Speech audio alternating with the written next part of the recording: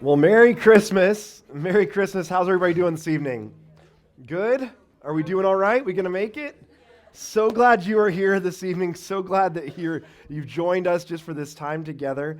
Really, it is a humbling thing just to have you kind of just come together for this time. This is such an important time every year, is to gather for this moment that we just kind of set aside the day before the big day to kind of remember what this is about. And I don't know if your family has traditions that you do on Christmas Eve, or if you have traditions you do the week before, the month before, whatever your traditions are. My family, it seems like our traditions grow constantly. One of ours is that our kids, like, they love to go to Disney around Christmas time, and we love to go over there at least once before, like, it gets too crazy, but to see everything and just to go see it in, all dressed up and all pretty at Disney. And, because usually it's like such a slum. And so they dress it up for Christmas, and it's like actually nice for once. And so we went over a couple weeks ago, and we went over on a Friday. We were there just for the day, and we went to the Frozen show, and this is something we've done before. And we go into the Frozen show, and guys, they're going to sing the songs of the movie, and this whole thing's going to happen. And so I knew what we were in for, and I knew it was going to be, the cheesy thing, but I was like, I'm going to sing Let It Go with all my might. I know what's going to happen to me. So I get into it, I'm singing my best, and I'm in the moment. But then at the end, they're like, and now it's a special Christmas section. Or they say, holiday section. It's Disney. They're not going to say Christmas. A special holiday section. And so there's a special holiday section, and all of the characters come out, and they start singing holiday songs. They sing such generic holiday songs that, in fact, the song that Olaf sings is called It's That Time of Year. That's what it's called. It's that time of year, just as generic as you can get. What do you do for that time of year? It was great. It was really good. And it was just so cheesy. And then they start making it snow because it's like, snow's coming down. I'm like, oh man, this is just getting bad. And then they have Elsa come out with their perfectly braided hair, and she sings this one big rendition of this song about family being together at Christmas. And she brings the house down, and the snow's coming down, and I am just like done. And I look over at Marie to give her this like big eye roll of like, can you believe this? And as I look over, she has just tears just streaming down her face. And she looks at me, she's like, it's just so beautiful. And I was like, what is? Did you see this? And she lost it. She was done. The rest of the day, she was in tears from that one moment. In fact, we watched at home on Netflix Olaf's Winter Adventure. They sing the same songs, and she was on our couch still crying. And I was like, this is not okay. Something's going on. So while I was there, the way I felt was, I was like, maybe this is how some people feel coming to Christmas Eve services. There are some of you who are in this room right now who are like, I love this, and this is beautiful, and this is something I love to do. There's some of you right now who are like, can you believe this? Some of you are the eye rollers. It's okay. Don't feel bad. I don't feel bad about it either. If you're the eye roller, that's okay. I'm just glad that you're here. Maybe that's what you are, and that's okay. But I'm glad you're here because if we're being honest, both of us on both sides of this thing, we should be amazed. We should be amazed that this is still happening. That for 2,000 years, people have set aside this time every single year to celebrate the birth of a baby. Like this is really very odd if you think about it. This is something that, if you think about how many kingdoms have come and gone, how many empires have come and gone, how many nations have come and gone, how many celebrities have come and gone, how many times even the fanny pack has come and gone, and it's even come back again, is what I'm hearing. And guys, we should just let it go. That should have happened. It was one mistake. We could just make it one mistake. We don't need to make it two mistakes. We don't need to bring it back. But I mean, the fanny pack has fully come and gone and come back again. Vinyl has come back again. Like there are things happening that are working again. That these have all come and gone. And this one holiday, this one time we set aside, still happens every single year.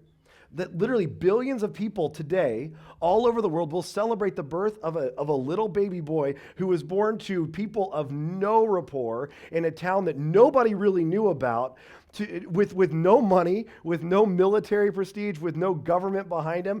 This is not something that should still be celebrated, if we're being honest. Both sides of us can agree to that. This is crazy that this still happens. I mean, there's this baby that's born that there have been so many songs written about. There have been so many books written about. There were kings that came to visit him. There were shepherds that came to visit him. There was apparently a drummer who really wanted to visit him, a little drummer boy who really wanted to go see him, and pa-rum-pa-pum-pum. because that's what every mother wants as soon as they have a newborn, is a drummer coming by. Like to play for your baby. Here to play for the baby. Everybody wants that. It's something you can volunteer to do at the hospital, I think, is in the delivery unit. You can just walk by with a drum. There's all these things that have happened because of this baby being born. It's actually fascinating. It doesn't even really make sense. But today we're going to just spend a few minutes looking at why this is so significant. And here's the thing, is that the baby that was born 2,000 years ago, this Jesus that was born, is not just a baby that was supposed to be born once. And we'll get into that in just a second. This is something that's supposed to be born over and over and over again. And that might sound weird, and we'll talk about that for a second. But this is something that's supposed to live on today, something that's supposed to live in and through us 2,000 years later. If you've been here over the last few weeks, you know that we've been talking about Jesus' family tree. We've been talking about how Jesus' lineage worked. And we've been talking about that through the book of Matthew. Matthew wrote an entire lineage of Jesus, going all the way back to a guy named Abraham. And when God started his redemptive plan of the entire world, he started with Abraham. And what he promised Abraham was not a government to fix the world. It was not an education system to fix the world. It was not more nonprofits to fix the world. It was not better businesses to fix the world. It was not more regulations to fix the world. What he promised Abraham to fix this broken world was he promised him a child. He promised him a son. And we've looked through that in the book of Matthew, but tonight I want to look at the book of Luke, because Luke records a similar thing, and it's a promise, that's here to fix this world. It's this baby that's going to be born, and the promise that's made is not a government, it's not an education system, it's not a nonprofit, it is a son. The promise that's made is a son, is a baby to be born. So if you have a Bible or a phone or a tablet, whatever you use, or if you don't have those things, it's just going to be on the screen. I'm going to be in Luke chapter 1 is where we're going to start. In Luke chapter 1, and we're going to look at this just real briefly. And I promise we're going to look at this very quickly. This is the last part of Jesus' lineage. This is the last person in Jesus' lineage, and it's his mother, Mary. And this is when she first finds out she's going to have a son. I promise you this will be quick. We're going to go through this kind of fast because last night I was diagnosed with the flu. And so, again, don't sit too close. I'm feeling great. And so we were leaving the house tonight, and Oliver goes, he looked at my son, he looked at my wife, he goes, "How long is the Christmas Eve service?" And Marie said, "As long as your father can stand up." And so that's what we're working with, guys, okay? So in Luke chapter 1, this is what it says in verse 26. It says, "In the 6th month, God sent the angel Gabriel to Nazareth, a town in Galilee, to a virgin pledged to be married to a man named Joseph." She's not yet married to him. She is only pledged to be married to him. They will be married. So she is at the marrying age, which is about 13, maybe 14 years old. So we've got a high school girl who's going to change the world. And it says right here that the angel went to her and said, "Greetings, you who are highly favored. The Lord is with you."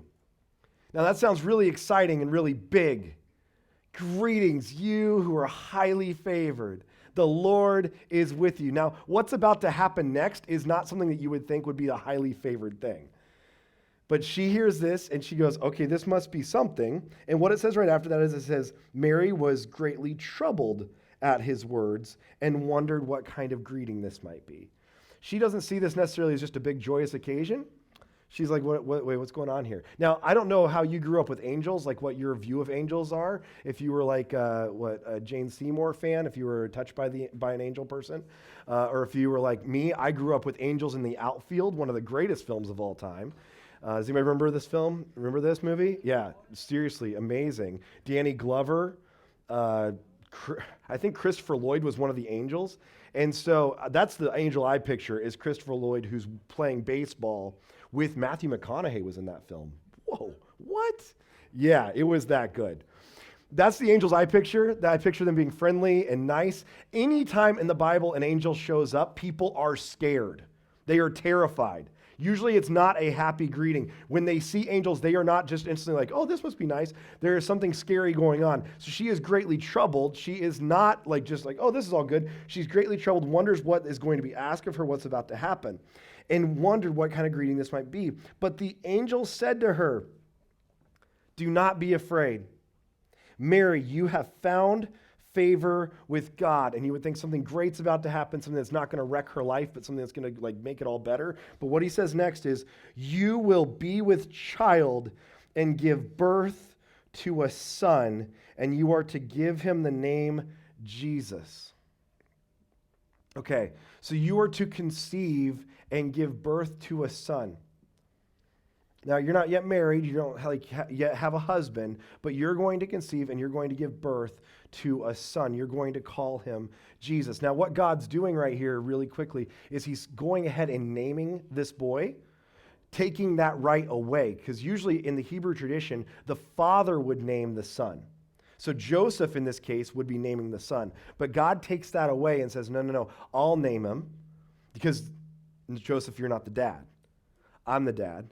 And this is what I'm going to name him, Jesus. He took that right away. And it says, you will conceive and give birth to a son. Now, from this point, just so you know, in all of the early church and throughout the rest of the New Testament, this moment becomes an archetype for what we see of how we understand new life. Because what happens here is this is not just a new life that Mary is having. It's not just a new life that she is going to give birth to. It's a new life that every single one of us has the ability to give birth to. Okay, this is real weird. But from this point on in the New Testament, this becomes an archetype that shows up time and time and time again through the early church. They see Mary as such a great story that they tell the story over and over and over again, that about 40 years later, there's a guy named Paul. If you know Paul, he wrote about 2/3 of the New Testament. He did a lot of work on this. And one of the things he wrote in Galatians chapter 4, verse 19, he writes this verse that says, "My dear children, for whom I am again in the pains of childbirth until Christ is formed in you." So he's taking this Mary thing, and I don't know if you know this or not yet, but Paul, the guy who wrote this, he's a dude. He's a guy. And he's writing about childbirthing pains, which is a real issue. Like, I don't know if it's like a Arnold Schwarzenegger Jr. situation. Junior. I don't know if it's like that. I don't know if it's like he just has indigestion. I'm not sure what's going on. But he says, I'm in the pains of childbirth until Christ is formed in you. And what he's saying is this same word, this like conceiving and having something in you. What he says is actually that Christ will be formed in you. The word he uses there in the Greek is the word morphou, for formed. And it's literally something being formed inside of you. It's something that's growing inside of you. It's something that's taking up residence inside of you. For every single one of us, there are things, I believe this with all my heart, that are taking up residence inside of us. And they use Mary as this archetype to show us these things that are taking up residence inside of us. Now, I've never been pregnant. I know it's a shock. I have 2 kids. I didn't birth either one of them. My wife did most of the work on that. And I was just nearby for bad puns, mostly. And I was nearby to write bad parody songs. I will tell you, for about 2 months, I followed her around when she had our first child, just being like, my bump, my bump, my bump, my bump, my lovely baby bump. And somehow we are still married. I don't know. Only by the grace of God. And so, I mean, like, that was all I was there for. I was not good at this. Now, I've never been pregnant. I've never had something formed within me actually formed. Maybe you're like me. Maybe you've never had that experience before. That's okay. Maybe there are things being formed in you. But what I do know from watching people who've been pregnant, my first experience with a woman like up close that was like real pregnant was my sister-in-law.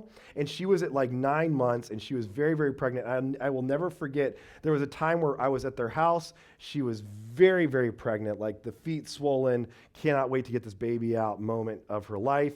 And I'm talking to my brother. We're just having this conversation in the kitchen. And she comes into the kitchen and she opens the fridge and she gets something out, and she opens the freezer and gets something else out, and then she just leaves and she goes sits in the living room, and we're still talking, we're not paying attention. And then after we get done talking, we walk into the living room, and she is just sitting there, feet up, and she's got a jar of pickles and a tub of ice cream, and she's just eating the pickles, I mean just straight out of the jar. And then she eats more ice cream, she's eating ice cream with a scooper, and then she gets done with the pickles, and I kid you not, she picks up that jar of pickles, and she just starts drinking the juice. And I was like, oh no. And she looks at me and she goes, I know the sodium's so bad for me, but it tastes so good. You'll get to meet her if you come to the women's retreat. She'll love that I told you that. she'll be here to speak. But here's what I know, is that when something's being formed in you, things change. Things change that are outside of you as well as what's going on inside of you. That if there is something being formed in you, you will change your preferences to accommodate that. You're going to feed whatever is inside of you, whatever's being formed in you. Now, if it's a dream, if it's a vision, if it's something that you believe in, if it's something good, it will be fostered within you. But here's the thing. If there is something inside of you that's being formed that is not good, if there is pride, if there is lust, if there is greed, if there is jealousy, if there is shame, whatever that thing is inside of you, I guarantee you this, you are also going to start forming that thing inside of you. And your tastes will change to accommodate that thing. Your preferences will change to accommodate that thing. If that thing inside of you that's being formed is something that is right and good and is the light that this dark world needs, then your tastes will change to accommodate that light that this dark world needs. But if it's the darkness that's inside of you that you're feeding, your taste will change to accommodate that too. And here's the scariest part about this thing being formed inside of you and being formed inside of me, is that someday the thing that we are feeding, the thing that we are forming inside of us, someday that thing is going to be birthed into the world. For you and me, if those things are good things, if those things are valiant things, if they're the right things, if they are the light that this world desperately needs, if they are the things of this Jesus that are going to be born into this world, then we will feed those things and eventually they will come out into this world. But if they are the things of greed, of lust, of pride, of shame, of guilt, of jealousy, those things will also be brought into this world. And what we see with Mary is that she is tasked with this job of saying, will you accommodate this thing being formed inside of you? Will you take this on and will you change your priorities, change your preferences to allow this thing to be formed inside of you and allow that thing to come into the world? And when the angel says this to her, it says, he will be great and be called the Son of the Most High. The Lord God will give him the throne of his father David. If you've been here the last couple weeks, you may recognize these things that are happening here. And he will reign over the house of Jacob forever. His kingdom will not end. And then Mary asks this great question, which is a wise question of her. She says, how will this be? Mary asked the angel, because I ain't done it yet. Like, I'm still a virgin. And this is a fair question on her part. And the angel answers, the Holy Spirit will come upon you, and the power of the Most High will overshadow you. Notice this, he will overshadow you. That means that you become less so that this thing that's forming inside of you becomes more. It will overshadow you. And the Holy One to be born will be called the Son of God. Notice this, not the son of Mary, not the son of Joseph, but the Son of God. Even Elizabeth, your relative, is going to have a child in her old age, and she was said to be barren in her 6th month. This is her 6th month now. Just so you know, this is always a fun thing, but John the Baptist, who is Jesus' cousin, was born 6 months before him. If you look at how the solstice works, that's how these birthdays line up today in our calendar, is that we know that Jesus was born 6 months after John the Baptist. So John the Baptist's birthday, by most accounts, would have been, it wouldn't have been in a 12-month calendar at the time, but it would have happened at the summer solstice, at the brightest part of the year, and Jesus' birth doesn't happen until the darkest part of the year. Now, solstice, if you're paying attention, is not till, it's already happened. It was December 22nd. But that's because the Romans decided that there is a third day that would happen. This was in the year 334, and that Jesus wouldn't come at the darkest day, but he would come 3 days later. And that's why we celebrate on the 25th. So John is already being born, and he's saying that's what's happening there in this darkness, but this light is going to come through Jesus. He's going to be the light of the world. For nothing is impossible with God, and Mary has a choice to make as to who she's going to obey.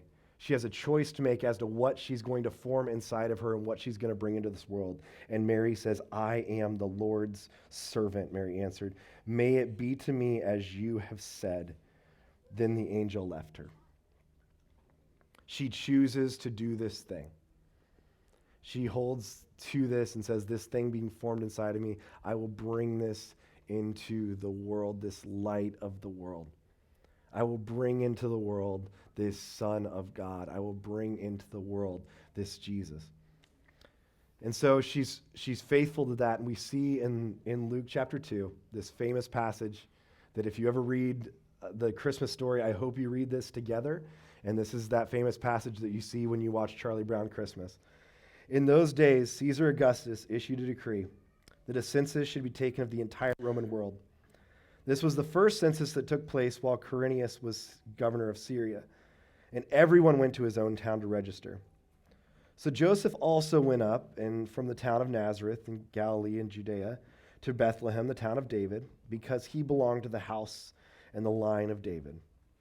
He went there to register with Mary, who was pledged to be married to him and was expecting a child. While they were there, the time came for this baby, this thing, to be formed and be born. And she gave birth to her firstborn, a son. She wrapped him in cloths, and she placed him in a manger, because there was no room for them in the inn. Tonight we're going to light some candles together. It's one of my favorite things we do at Christmas Eve. And what we're going to do is, as we light these candles, what I'd ask you to do is just to remind yourself as we light these candles that we have this choice of what we bring into the world. That there's a light that might be inside of you. There's something inside of you that might be being formed right now. And you have the choice on a daily basis to bring this Jesus into the world. You have a choice to bring other things into the world, but you have a choice to bring this light of the world into the world every single day. And today, as we pass these candles, as we light these candles together, may we remind ourselves that we've been called to do that we've been invited to do that. So if you would, let's stand together.